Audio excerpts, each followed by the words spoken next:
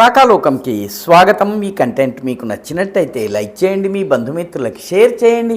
ఇప్పటి వరకు సబ్స్క్రైబ్ చేసుకోకపోతే సబ్స్క్రైబ్ బటన్ని నొక్కండి. అదేవిధంగా బెల్ ఐకాన్ని కూడా తప్పనిసరిగా నొక్కండి.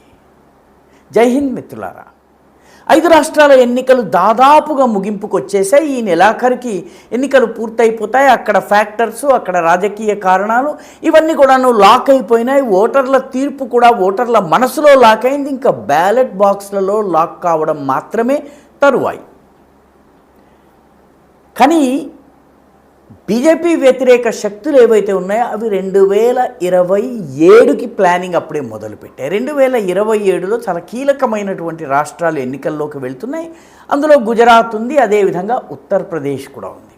దేశంలోని అతిపెద్ద రాష్ట్రమైనటువంటి దాదాపు 20 కోట్ల జనాభా ఉన్నటువంటి రష్యా మొత్తం జనాభా ఎంతుందో అంతకన్నా కాస్త ఎక్కువే ఉన్నటువంటి రాష్ట్రమైనటువంటి ఉత్తరప్రదేశ్లో గత 2 టర్మ్స్గా భారతీయ జనతా పార్టీ అఖండ విజయాన్ని సాధిస్తూ వస్తోంది. పూర్తి మెజారిటీని తెచ్చుకుంటోంది. ఈసారి దాన్ని ఎలాగన్నా తొలగించాలి. యోగి ఆదిత్యనాథ్ది కార్నర్ చేయటము అప్పుడే మొదలైపోయింది. యోగి ఆదిత్యనాథ్ మొదటి టర్ములో ఆయన మొత్తం అంతా లా అండ్ ఆర్డర్ని సరి చేయటము, లవ్ జిహాద్ దగ్గర నుంచి ల్యాండ్ జిహాద్ దాకా అన్నిటినీ సరి చేయటము, మాఫియా డాన్లను మట్టుపెట్టడము, ఈ పని ద్వారా రాష్ట్రంలో ఒక శాంతి భద్రతల పరిస్థితిని మెరుగుపరిచారు. బుల్డోజర్ బాబా అన్నటువంటి పేరుని సార్థకం చేసుకున్నారు. 2వ టర్ములో ఆయన అభివృద్ధి, పెట్టుబడులు, supply chain development, export oriented growth units, ఎంఎస్ఎంఈలు, చిన్న మధ్యతరగతి పరిశ్రమలు, చిన్న తరహా మధ్య తరహా పరిశ్రమల ఏర్పాటు చేయటము, టూరిజం డెవలప్మెంట్ ద్వారా రాష్ట్రపు ఆదాయాన్ని, ముఖ్యంగా టెంపుల్ టూరిజం ద్వారా ఆదాయాన్ని పెంచటము, ఉత్తరప్రదేశ్ని ఒక ట్రిలియన్ ఎకానమీగా మార్చేటటువంటి ప్రయత్నాలన్నీ కూడా చేశారు. మొదటిసారంతా కూడాను మాఫియాని అంతం చేయటము లక్ష్యంగా పనిచేస్తే 2వ టర్మ్లో అభివృద్ధిని టార్గెట్ చేస్తూ పనిచేస్తున్నారు. కాబట్టి యోగిని కొట్టాలన్నట్లయితే ఆయన యొక్క డెవలప్మెంటల్ మోడల్ పైన ప్రశ్న చిహ్నాలు రావాలి. ఆయన పరిపాలనలో ఏదైతే అన్ని కులాలు, వర్గాలు, మిగతా సామాజిక వర్గాలకు చెందిన వాళ్ళ మధ్య ఒక సామరస్యం ఉందో దాన్ని ఛేదించాలి, దాన్ని దెబ్బ కొట్టాలి, దాన్ని బలహీనపరచాలి. ఆయా సామాజిక వర్గాల్ని బీజేపీకి వ్యతిరేకం చేయాలి. ఈ ఎజెండాలో భాగంగా పని అప్పుడే ప్రారంభమైనట్టు ఇటీవలి సంఘటనలు తెలియజేస్తున్నాయి. మొట్టమొదటిది నోయిడా దగ్గర చాలా పరిశ్రమలు, నోయిడా, గాజియాబాద్ ఈ ప్రాంతం అంతా కూడా అనేక చిన్న తరహా పరిశ్రమలు ఉంటాయి.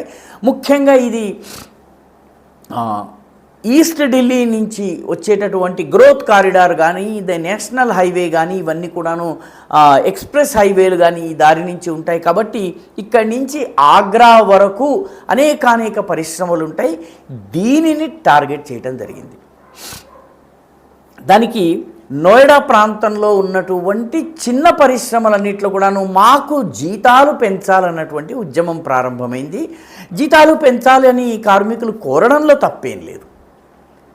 పక్కనున్న హర్యానాలో ఎంత పెంచారో మాకు అంత పెంచాలి అని చెప్పి అన్నారు. దాంతో యోగి ఆదిత్యనాథ్ అందరితో మాట్లాడి, ముఖ్యంగా ఈ వర్గాలన్నిటితో మాట్లాడి, ముఖ్యంగా యజమానులతోటి, పెట్టుబడిదారులతో మాట్లాడి 20 to 21% శాలరీ పెంచేట్టుగా వాళ్ళని ఒప్పించారు. మామూలుగా జీతం పెరుగుదల ఉంటే 8%, లేకపోతే 6%, మహా అయితే 10% పెరుగుతుంది. 21% పెంచడానికి యాజమాన్యాలను యోగి ఒప్పించారు. ఒప్పించిన మరుసటి రోజున 45,000 మంది కార్మికులు వేర్వేరు యూనిట్లకు చెందినటువంటి వాళ్ళు ఏకకాలంలో 80 చోట్ల అలజడి ప్రారంభించారు. పెట్రోల్ బాంబులు విసిరారు. రకరకాల రాళ్ళు విసరడం దగ్గర నుంచి వాహనాల్ని తగలబెట్టడం దాకా అన్ని రకాల హింసాత్మక చర్యలకి పాల్పడ్డారు.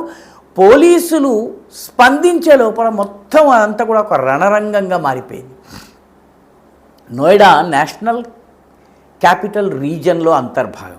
అంటే దీని ప్రభావం ఢిల్లీ మీద ఉంటుంది. ఏ రకంగానైతే 2020లో ఈస్ట్ ఢిల్లీ అల్లర్లు ఏవైతే జరిగినాయో అవి ఢిల్లీ ఇమేజ్ని, డొనాల్డ్ ట్రంప్ వచ్చే సమయంలోనే అల్లర్లు జరగడం వల్ల మొత్తము దానివల్ల ఒక నెగిటివ్ ఇంపాక్ట్ పడింది. సరిగ్గా అలాగే 2027కి ముందు కార్మికులని రెచ్చగొట్టేటటువంటి పనిని చేయటం జరిగింది. దీనివల్ల ఎక్స్పోర్ట్లు తగ్గిపోతాయి, పెట్టుబడులు పెట్టే వాళ్ళ యొక్క విశ్వాసం పడిపోతుంది, సప్లై చైన్స్ దెబ్బతింటాయి, ఎంఎస్ఎంఈలు ఫ్యాక్టరీని ఓపెన్ చేయడానికి భయపడేటటువంటి పరిస్థితి వస్తుంది. ఇది ఒక ప్రయత్నపూర్వకంగా ఇప్పుడు అరెస్ట్ చేసినటువంటి వాళ్ళని చూస్తే కొందరు పాకిస్తాన్ తోటి ఫోన్లతో కాంటాక్ట్లో ఉన్నట్టుగా తేలింది. ఇప్పుడు దర్యాప్తు జరుగుతోంది. ఏదేమైనప్పటికీ కార్మికులు డిమాండ్ చేయటము, దానికోసం గేట్ మీటింగులు చేయటము, ఉద్యమాలు చేయటము, న్యాయబద్ధమైనటువంటి పద్ధతుల ద్వారా జీతాన్ని పెంచుకోవడము, ఇవన్నీ సరైనవే. జీతము 21% పెంచిన తరువాత హింస ఎందుకు జరిగిందంటే 2027 ఎలక్షన్స్లో యోగిని టార్గెట్ చేయాలి, రౌండప్ చేయాలన్నటువంటి ప్రయత్నంలో భాగంగా ఇది జరిగింది. యూపీలో కులాల కుంపట్లు రగిలించే ప్రయత్నం జరుగుతోంది. అంబేద్కర్ జయంతి నాడు కాస్గంజ్ జిల్లాలో ఉన్నటువంటి చక్కా గునార్ అనే గ్రామంలో అంబేద్కర్ జయంతి యాత్రను దళితులు తీసుకువెళ్తుంటే దానిపైన దాడి జరిగింది. దాడి చేసిన వాళ్ళు యాదవులు. కానీ పత్రికల్లో ఒక సెక్షన్ మీడియాలో, తర్వాత ఎలక్ట్రానిక్ మీడియాల్లో దీనికి ఇచ్చేటటువంటి కలర్ పూర్తిగా భిన్నంగా ఉంది. అగ్రవర్ణాలకు చెందినటువంటి యోగి ఆదిత్యనాథ్ క్షత్రియ నాయకుడైనటువంటి సన్యాసికి కులం ఉంటుందా? అది మనందరికీ తెలుసును. కానీ యోగి ఆదిత్యనాథ్ యొక్క కులాన్ని బయటకు తీసి ఆయనను బలహీనపరిచేందుకు దళితులపైన అఖిలేష్ యాదవ్కి సన్నిహితంగా ఉండేటటువంటి సామాజిక వర్గం దాడి చేసినప్పటికీ కూడాను దాన్ని యాంటీ యోగిగా చిత్రీకరించే ప్రయత్నం జరుగుతోంది. మరొక వైపు అగ్రవర్ణాల్లో ఉన్నటువంటి బ్రాహ్మణులను యోగి నుంచి దూరం చేసే ఒక చాలా పెద్ద ప్రయత్నం గత ఎన్నికల్లో కూడాను కాంగ్రెస్ పార్టీ చేసింది.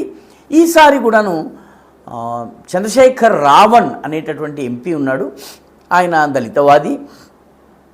భీమ్ ఆర్మీ అనే పేరుతోటి ఆయనకు ఒక పార్టీ ఉంది. ఆ పార్టీకి చెందినటువంటి వాళ్ళు పరశురామ జయంతికి సంబంధించినటువంటి ఒక విగ్రహము నడికూడలిలో ఉంటే ఆ పరశురామ విగ్రహం చుట్టూ ఉన్నటువంటి కాషాయ జెండాల్ని పీకేసేసి ఆ పరశురామ విగ్రహాన్ని అవమానపరిచేటటువంటి ప్రయత్నం చేశారు. చూసే వాళ్ళకి ఇది క్షత్రియుడైనటువంటి యోగికి బ్రాహ్మణులకి మధ్య ఘర్షణలాగా కనిపిస్తుంది. అంటే నెమ్మదిగా యోగిని రౌండప్ చేసే ప్రయత్నాలు జరుగుతున్నాయి. అగ్రవర్ణాలని ఆయన నుంచి దూరం చేసేందుకు, దళితులని ఆయన నుంచి దూరం చేసేందుకు. ఎందుకంటే బీజేపీకి ఒక significant section of Dalits BJP వైపు వచ్చారు. ముఖ్యంగా వాల్మీకి చాలా పెద్ద సంఖ్యలో బీజేపీ వైపు వచ్చారు. రాజ్భర్స్ కావచ్చును, పాసీలు కావచ్చును, నిషాదులు కావచ్చును, వీళ్ళందరూ బీజేపీకి అనుకూలమై ఉన్నారు.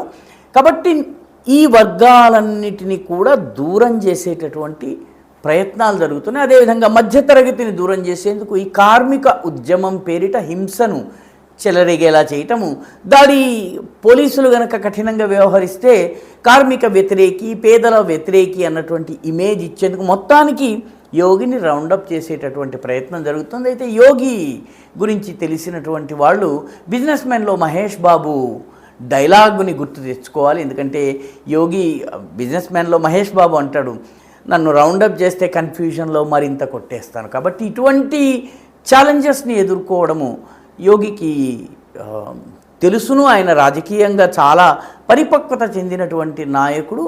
ఆయన వ్యూహాలు ఆయనకున్నాయి. కానీ మొత్తం మీద 2027 దృష్ట్యా ఆయనని కార్నర్ చేసే యత్నాలు మొదలయ్యాయి.